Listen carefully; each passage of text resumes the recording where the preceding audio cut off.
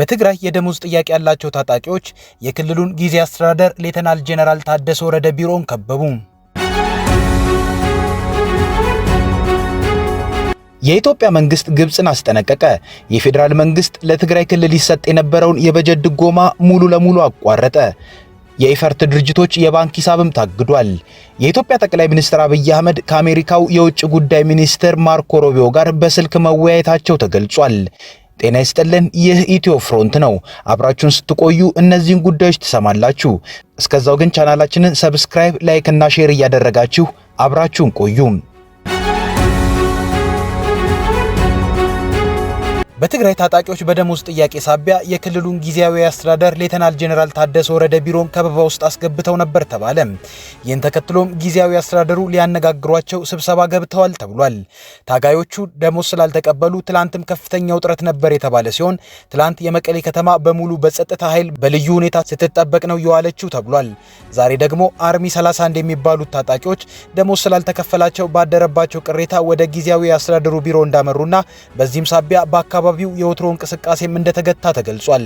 ታጋዮቹ ዛሬ ያሰሙት መፈክር ግን እንደሌለም ነው የታወቀው። ድምጽ ወያኔና ትግራይ ቴሌቪዥንም በታጣቂዎች ተከበው ውለዋል። በዚህም ታጣቂዎቹን አቶ አማኑኤል አሰፋና ፍሳ ማንጁስ የተባሉ የክልሉ የሥራ ኃላፊዎች ሊያነጋግሯቸው ተስማምተዋል። ሆኖም እስካሁን የጉዳዩ ፍጻሜ አልታወቀም። ለትግራይ ክልል የሚሰጠው የድጎማ በጀት ሙሉ ለሙሉ ተቋረጠ። ከፌዴራል መንግስቱ ለትግራይ ክልል የሚላከው በጀት ለሁለት ወራት ያክል አልተለቀቀም ሲሉ የትግራይ ፕላን ኮሚሽን ቢሮ ኃላፊ ወይዘሮ ሃንሳ ተክላይ ተናግረዋል። ይህ የተሰማው ባለፉት ወራት በፌዴራል መንግስትና ህጋዊ እውቅናው በተሰረዘበት በህወሓት መካከል ያለው ፖለቲካዊ ውጥረት ወደ ግጭት ሊያመራ ይችላል ተብሎ በሚሰጋበት ወቅት ነው። ወደ ክልሉ የሚገባው ነዳጅም በቂ ባለመሆኑ በአጠቃላይ ህዝባዊ እንቅስቃሴ ላይ ችግር ተፈጥሯል ሲሉ የትግራይ ክልል ባለስልጣናት ይናገራሉ። ከተቋረጠው በጀት መካከል 844 ሚሊዮን ብር የካፒታል በጀት መሆኑን የተናገሩት የክልሉ ፕላን ኮሚሽን ኃላፊ በተጨማሪም ከፌዴራል መንግስት በድጎማ የሚሰጥ እንዲሁም ከትግራይ ጦርነት በኋላ በየወሩ ይከፈል የነበረም ገንዘብ ይገኝበታል። በአጠቃላይ ለ2018 ዓ.ም ለትግራይ የተመደበው 18.8 ቢሊዮን ብር ዓመታዊ በጀት ለ12 ወራት ተካፍሎ በየወሩ የሚላክ ሲሆን ነገር ግን ይህ ገንዘብ ከጥቅምት ወር ጀምሮ መቆሙን ኃላፊዋ ጨምረው ገልጸዋል። ወደ ትግራይ ክልል የሚላከው በጀት መቋረጡን በተመለከተ እስካሁን ከፌዴራል መንግስት የተሰጠ ይፋዊ ማብራሪያ የለም። ይህ በእንዲህ እንዳለ በአዲሱ የደሞዝ ማሻሻያ መሰረት ለመስከረም ወር 481 ሚሊዮን ብር ወደ ክልሉ የተላከ ቢሆንም ሰፊ ክፍተት በመኖሩ አዲሱ ጭማሪ ለመንግስት ሰራተኞች ሊከፈል አለመቻሉን ወይዘሮ ሃንሳ አስታውቋል። የሁለቱም ወራት አንድ ላይ ጥቅምት ወር ላይ ለመስጠት አቀደን ነበር። ሆኖም የጥቅምት ወር አልመጣም። አሁን ህዳር ላይ ደርሰናል። ምንም አልተላከምም ብለዋል። ይህ የሆነበት ምክንያት ምን እንደሆነ በይፋ ጠይቀው እንደሆነ ለቀረበላቸው ጥያቄ ሲመልሱም አዎ ጠይቀናል፣ ነገር ግን ምላሽ አልተገኘም ብለዋል። ጥቅምት 12 2018 ዓ.ም ወደ ትግራይ የተላከው ከ2 ቢሊዮን ብር በላይ ዓመታዊ በጀት የኢትዮጵያ ብሔራዊ ባንክ የሚታረሙ ስህተቶች ስላሉበት በሚል እንዲመለስ የሚጠይቅ ደብዳቤ በማህበራዊ ሚዲያ ወጥቶ ነበር። ደብዳቤው ትክክለኛ መሆኑን ተረጋግጧል። ነገር ግን ወይዘሮ ሃንሳ ደብዳቤውን በተመለከተ እነሱ ቢሮ ጋር የደረሰ ነገር አለመኖሩን እንዲሁም ለእርማት የተመለሰው በጀት ግልጽ እንዳልሆነላቸው ተናግረዋል። የተላከው የገንዘብ መጠን ስህተቱ አልታየንም ያሉት ኃላፊዋ በአጠቃላይ በጀት ለማገድ ምክንያት የሆነው ምን እንደሆነ ከመገመት ውጪ በይፋ የተሰጣቸው ማብራሪያ እንደሌለም ተናግረዋል። የትግራይ ጊዜ አስተዳደር ፕሬዝዳንት ሌተናል ጄኔራል ታደሰ ወረደ በአክሱም ጽዮን ማርያም ዓመታዊ ክብረ በዓል ላይ ተገኝተው የክልሉ በጀት ከፌዴራል መንግስት እየተለቀቀ እንዳልሆነና ሌላ ዙር ግጭት እንዳይፈጠር ጥረት እየተደረገ መሆኑን ተናግረው ነበር። የክልሉ ፕሬዝዳንት በበጀት እጥረት ምክንያት የወር ደሞዝ ለሰራተኞች እንኳን መክፈል የማንችልበት ደረጃ ላይ ደርሰናል ነው ያሉት። የዓመታዊ በጀቱ መታገድ ያደረሰው ጉዳት አለ ወይ ብሎ የተጠየቁት ወይዘሮ ሃንሳ እንደ ክልል ገቢ መሰብሰብ እንኳን አልቻልንም። ገንዘብ መድበን ሰራተኞችን ከፍለንና አሰማርተን ነው መሰብሰብ የምንችለው፣ ያንንም ማድረግ አልቻልንም ብለዋል። ከወረዳ ወደ ወረዳና ከከተማ ወደ ከተማ ልዩነቶች መኖራቸውን የጠቀሱት ኃላፊዋ አንዳንድ ዋና ከተሞች እንደ ሽረ፣ መቀለና አዲግራት ያሉ ለጊዜው ከራሳቸው ገቢ ደሞዝ መክፈል ቢችሉም በዙሪያው ያሉ ወረዳዎችና የገጠር አካባቢዎች ደሞዝ መክፈል አቁመዋል በማለት ቅሬታ እያቀረቡ እንደሆነም ተናግረዋል። በዚህ ምክንያት አንዳንድ የመንግስት አገልግሎቶች እስከ መቆም ደርሷል በማለት ይህ ሁኔታ ወዴት ሊያመራ ይችላል የሚል ስጋት መፈጠሩንም ተናግረዋል። የፌዴራል ምክር ቤት በሚያቀርበው ቀመር መሰረት ክልሎች ከፌዴራል መንግስት ቀጥተኛና ቀጥተኛ ያልሆነ ዓመታዊ በጀትን ያገኛሉ። በተጨማሪም በሀገሪቱ ውስጥ በሚከሰቱ ለውጦችና በመንግስት ውሳኔዎች መሰረት ፕሮጀክት ተኮር እርዳታና ድጎማዎች ከፌዴራል መንግስት ለክልሎች ይሰጣል። በኢትዮጵያ በቅርቡ የተመሰረቱትን ክልሎች ጨምሮ በአጠቃላይ 12 ክልሎችና 2 የከተማ አስተዳደሮች አሉ። ዓመታዊ የበጀት ድልድል የሚካሄደው ከህዝብ ብዛትና ከሌሎች መሰረታዊ ፍላጎቶች በመነሳት ነው። በመሆኑም በዚህ ዓመት ከፍተኛ የታክስ ገቢ ከሚሰበስቡ ክልሎች አንዷ ለሆነችው ትግራይ 18.8 ቢሊዮን ብር የሚጠጋ ቋሚ በጀት መመደቡን የፌዴራል መንግስት አስታውቋል። ይህ በእንዲህ እንዳለም በትግራይ ክልል በህወሓት ስር የሚተዳደሩ ኮርፖሬሽኖች ወይንም የኢፈርት ድርጅቶች የባንክ ሂሳብ እንዲታገድ መደረጉ ተሰምቷል። የዚህም ምክንያት በግልጽ ያልታወቀ ሲሆን ነገሩ ግን በፌዴራል መንግስትና ትግራይን በሚያስተዳድረው ህወሓት መካከል ያለው ውጥረት ተባብሶ መቀጠሉን የሚያሳይ ሆኗል። ከዚህ በፊት የኢፈርት ድርጅቶች የባንክ ሂሳብ እንዲታገድ የተደረገው በ2013 ዓ.ም በፌዴራል መንግስትና በትግራይ መካከል ጦርነት መነሳቱን ተከትሎ ነው። በወቅቱ ከ30 በላይ የሚሆኑ ኩባንያዎች የባንክ አካውንት እንዲታገድ ተደርጎ ኩባንያዎቹም በፌዴራል መንግስት የባላደራ ቦርድ ተቋቁሞ እንዲመሩም ተደርጎ ነበር። የፌዴራል መንግስት በወቅቱ የኢፈርት ድርጅቶች የባንክ ሂሳብ እንዲታገድ ያደረገው ኩባንያዎቹ በገንዘባቸው የህወሓትን ጦር ያግዛሉ በሚል ነበር። ከቅርብ ጊዜ ወዲህ ግን ህወሓትና የፌዴራል መንግስት የገቡበትን ውጥረት ተከትሎ መንግስት የክልሉን በጀት ድጎማ ለ2 ወራት ማቆሙና የኢፈርት ድርጅቶችን የባንክ ሂሳብ አግዷል። የኢፈርት ኩባንያዎች ከጦርነቱ በኋላ በተደረገ ጥረት ነው እንደ መሶቦ ሲሚንቶ ያሉ ኩባንያዎች ወደ ስራ የተመለሱት። ከቅርብ ጊዜ ወዲህ ግን የፌዴራል መንግስት ህወሓት ከኤርትራ መንግስት ጋር በማበር ለሀገሪቱ አደጋ የሆነ ተግባር ላይ ተሰማርቷል ሲል ይከሳል። አማራ ክልል ውስጥ የፌዴራል መንግስትን ትጥቅ አንግተው የሚፋለሙ ቡድኖችንም ህወሓት ድጋፍ እያደረገላቸው ነው የሚል አቋምም የፌዴራል መንግስት አለው። ህወሓት እነዚህን የፌዴራል መንግስት ክሶችን አይቀበልም። የድርጅቱ ሊቀመንበር ደብረጽዮን ገብረ ሚካኤል በቅርቡ በሰጡት ሰፋ ያለ ቃለ ምልልስ ግን የኢሳያስ መንግስት የፌዴራል መንግስት ለትግራይ ማድረግ ያቃተውን በማድረግ የትግራይ አርሶ አደሮች እርሻን እንዲያርሱ ተባብሯል ሲሉ መናገራቸው ይታወሳል። የአሜሪካው የውጭ ጉዳይ ሚኒስትር ማርኮ ሩቢዮ ለጠቅላይ ሚኒስትር አብይ አህመድ ዛሬ ጠዋቱን ስልክ መደወላቸው ተሰምቷል። ይህንን ያለው በኢትዮጵያ ያለው የአሜሪካ ኤምባሲ ነው። ኤምባሲው በመግለጫው ጠቅላይ ሚኒስትር አብይና የአሜሪካው የውጭ ጉዳይ ሚኒስትር ማርኮ ሩቢዮ ሀገራቱ በቀጠናው መረጋጋትን ለማስፈንና በአፍሪካ ቀንድ የሰላም ግንባታን ለማጠናከር ባላቸው ቁርጠኝነት ላይ መክረዋል ሲል አጭር መግለጫን ብቻ አስፍሯል። ሆኖም ይህንን ዘገባ እስከሰራንበት ጊዜ ድረስ ጠቅላይ ሚኒስትር አብይ አህመድ ከአሜሪካው የውጭ ጉዳይ ሚኒስትር ጋር ስላደረጉት የስልክ ምልልስ የኢትዮጵያ መንግስት በኩል የተባለ ነገር የለም። የኢትዮጵያ መንግስት ጠቅላይ ሚኒስትር አብይ ከአሜሪካው የውጭ ጉዳይ ሚኒስትር ጋር ያደረጉትን የስልክ ምልልስ አስመልክቶ ዝም ሲል ያሁኑ ለሶስተኛ ጊዜ ነው። ከዚህ ቀደም ማርኮ ሩቢዮ ከአብይ አህመድ ጋር 2 ጊዜ የስልክ ውይይት አድርገዋል።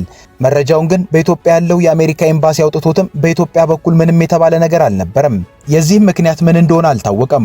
ሆኖም ማርኮ ሩቢዮ አሁን ከአብይ አህመድ ጋር ያደረጉት የስልክ ልውውጥ የአሜሪካ የአፍሪካ ኮማንደር ሌተናል ጄኔራል ዳግቪን አንደርሰን ኢትዮጵያን ከጎበኙ ከቀናት በኋላ ነው። አዲስ የተሾሙት የአፍሪኮም ጄኔራል በኢትዮጵያና በጎረቤት ሀገራት የሥራ ትውውቅ ጉብኝትን አድርገው ነበር።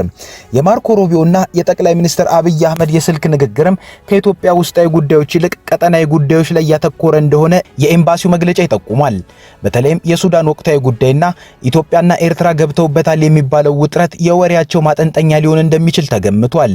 ከቅርብ ጊዜ ወዲህም አሜሪካ በሱዳን ያለው ውጥረት በእጅጉ አሳስቧታል። ራሳቸው የውጭ ጉዳይ ሚኒስትሩ ማርኮ ሩቢዮ በቅርቡ በቡድን 7 አባል ሀገራት ጉባኤ ጎን በሰጡት መግለጫ በሱዳን ያለውን ግጭት የሚያባብሱ ሀገራት ከድርጊታቸው እንዲቆጠቡ መናገራቸው የሚታወስ ነው። በተለይ በጀነራል ሐምዳን ዳጋሎ የሚመራው የራፒድ ሰፖርት ፎርስ ኤልፋሽር የተባለውን ቦታ ከተቆጣጠረ በኋላ ፈጸመው ከተባለው ዘግናኝ ሰብአዊ እልቂት በኋላ አሜሪካ በሱዳን ላይ ያላትን ትኩረት በእጅጉ ጨምራለች። ለጀነራል ሐምዳን ዳጋሎ የጦር መሳሪያ ድጋፍ የሚያደርጉ ሀገራትም ከድርጊታቸው እንዲቆጠቡ ማስጠንቀቂያን ሰጥተው ነበር። ማርኮ ሩቢዮ ብቻም ሳይሆኑ ፕሬዝዳንት ዶናልድ ትራምፕ የሳውዲ አረቢያው ልዑል አልጋ ወራሽ መሐመድ ቢን ሳልማንን በዋሽንግተን ደማቅ አቀባበል ካደረጉላቸው በኋላ የሱዳንን ጉዳይ ትኩረት እንደሚሰጡ ገልጸዋል።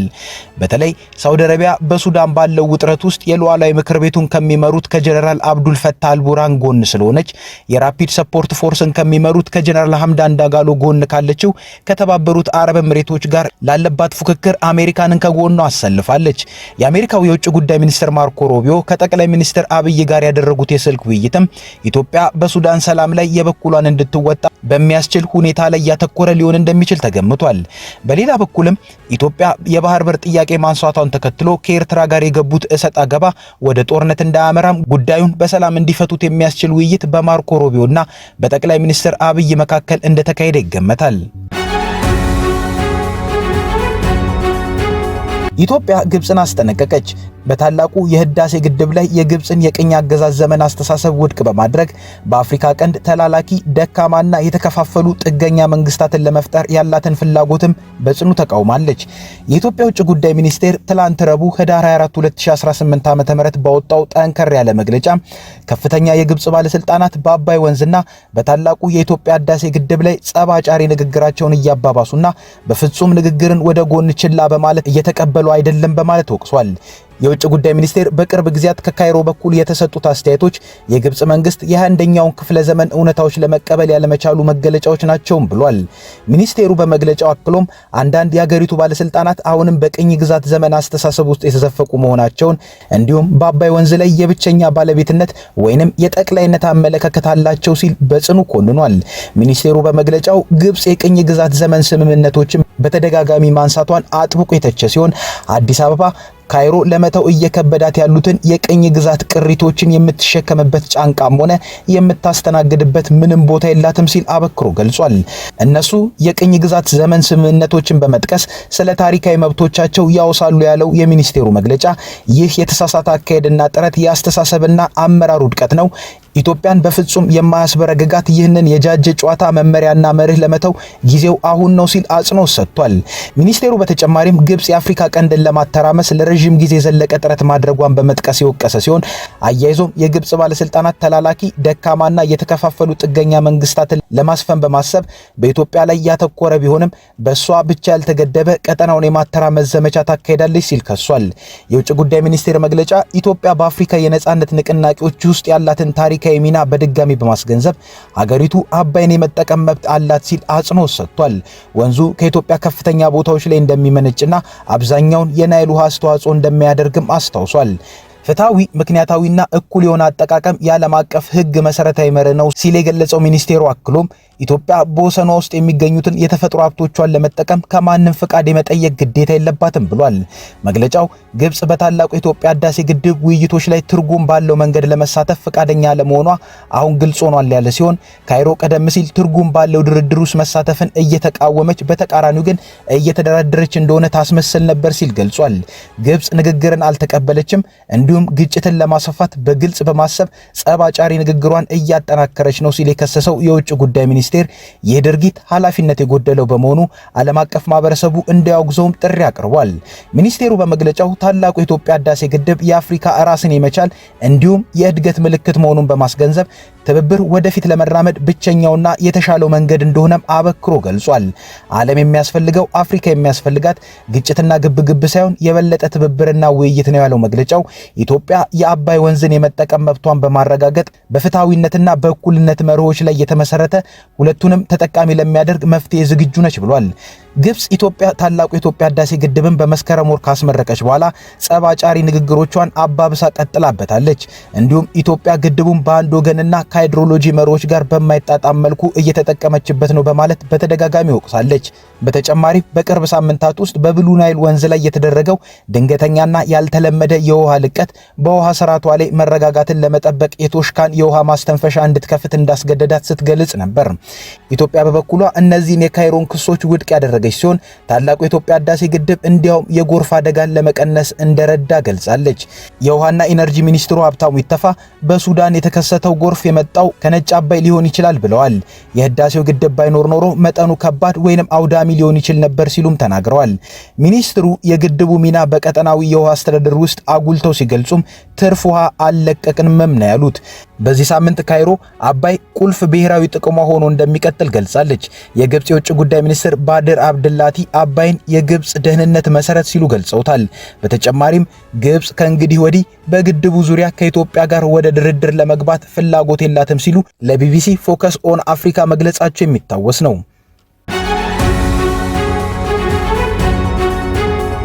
ከኢትዮ ፍሮንት የዛሬው ጉዳያችን እኚህ ነበሩ። አብራችሁን ስለቆያችሁ እናመሰግናለን። ቻናላችንን ሰብስክራይብ አድርጉልን። መልካም ጊዜ